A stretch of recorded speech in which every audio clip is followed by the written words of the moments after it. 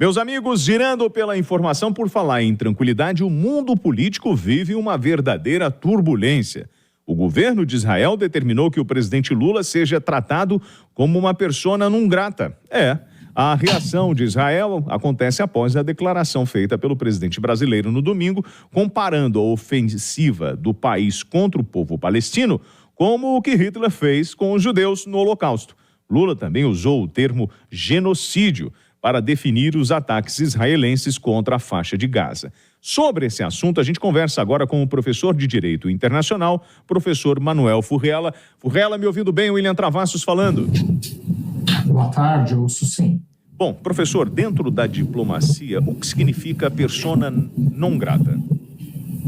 Bom, em relação à diplomacia, sempre é algo grave. Significa que aquela pessoa é indesejada. Significa que aquela pessoa não pode ingressar no território daquele país, daquele estado. E tem um agravante. Quando a gente fala aí de persona não grata, é o representante do nosso país no exterior, é o chefe de Estado do Brasil, é o presidente da República.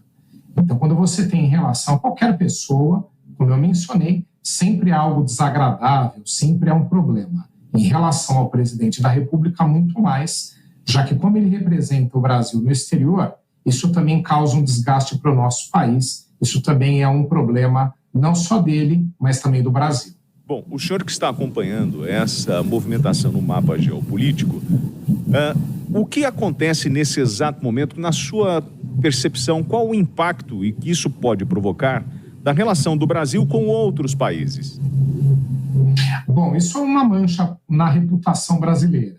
Quando a gente faz colocações sobre outros países, e principalmente sobre problemas complexos, como esse que envolve Israel, envolve os palestinos, envolve o Hamas, não é algo simples para que a gente faça algum tipo de colocação mais agressiva, mais assertiva. E ainda mais comparando com outra situação da história, onde os judeus foram perseguidos, como a gente sabe, por Hitler durante o Holocausto. Então, é algo grave, uma declaração muito séria.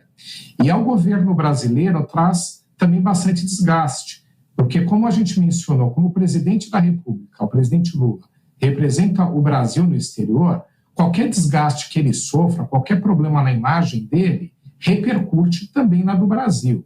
Então isso daí pode causar problemas nas relações que o Brasil vai ter não somente com Israel, que é um país muito importante, mas com outros também. Né, mostrando que o Brasil ele se equivoca, ele erra, ele não analisa corretamente os problemas do mundo. Então, sim, é um problema para o nosso país na relação não só com Israel, mas com todos os outros países. Né? Nós temos sido aí alvo de críticas mundo afora por conta disso. Nós podemos sofrer algum tipo de sanção política ou econômica? Podemos sim. Inclusive, é interessante porque o Brasil, via Mercosul, que é nosso bloco aqui que a gente tem com a Argentina, Uruguai e Paraguai, tem um acordo comercial com Israel. Esse acordo libera de impostos produtos israelenses que entram no Mercosul, no Brasil, portanto, e também os nossos que entram lá. Então, a gente pode ter prejuízos em relação a esse acordo já que foi firmado. E empresas israelenses, e muitas delas têm investimentos no Brasil, geram riquezas, geram empregos, elas podem deixar de investir aqui. As empresas israelenses podem comprar menos produtos brasileiros. Então, sim, a gente pode ter consequências. E, para falar a verdade, eu acredito que vai ter. O governo israelense ficou realmente muito irritado com esse episódio. Não só fez declarações muito fortes com relação ao Brasil, como também, como você mencionou, chamou o presidente Lula, determinou que ele é persona não grata, como também, a partir de agora, pode tomar decisões que causem prejuízo a todo o Brasil, aos brasileiros. Agora, professor, isso acabou aumentando a tensão aqui dentro do Brasil entre os conservadores, a turma da esquerda. Nós já temos aí a turma do pró-impeachment. O senhor acredita que essa tese ela se sustenta dentro da legislação brasileira? Bom, o presidente brasileiro ele pode ser responsabilizado aqui dentro do país. Isso aí alimenta os seus opositores, né? Então, toda vez que você tem um governante, principalmente o presidente da República, que é o cargo mais alto, e ele faz uma declaração equivocada, errada, como foi nesse caso, porque é o que realmente aconteceu, a oposição também ganha munição para atacá-lo. Então, isso aí com certeza vai acontecer. Tem um outro fator pouco mencionado, mas a gente sabe que a comunidade judaica no Brasil também é uma comunidade importante. Ela não é muito numerosa, mas é uma comunidade muito atuante, muito organizada na sociedade brasileira. Então, também vai ficar com uma impressão ruim do presidente Lula e vai atuar contra ele, vai criticá-lo. Então, não é interessante em nenhum aspecto.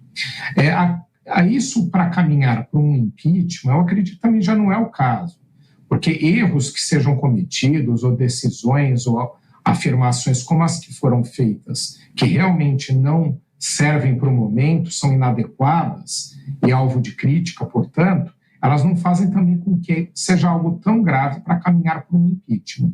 Então, também não chega a ser, por exemplo, um crime de responsabilidade, que é um dos itens previstos na legislação do impeachment. Então, acho que também não é para esse tipo de caminho que pode seguir. Mas uma responsabilização, um desgaste, ou até mesmo ações judiciais podem ser movidas, então algum outro tipo de responsabilização, sim. Agora, afastamento do cargo, que é o caso do impeachment, também não chega a ser o caso. Então, tem que ser algo realmente muito grave e previsto na lei para que a gente tenha impeachment. Não é esse em específico o caso.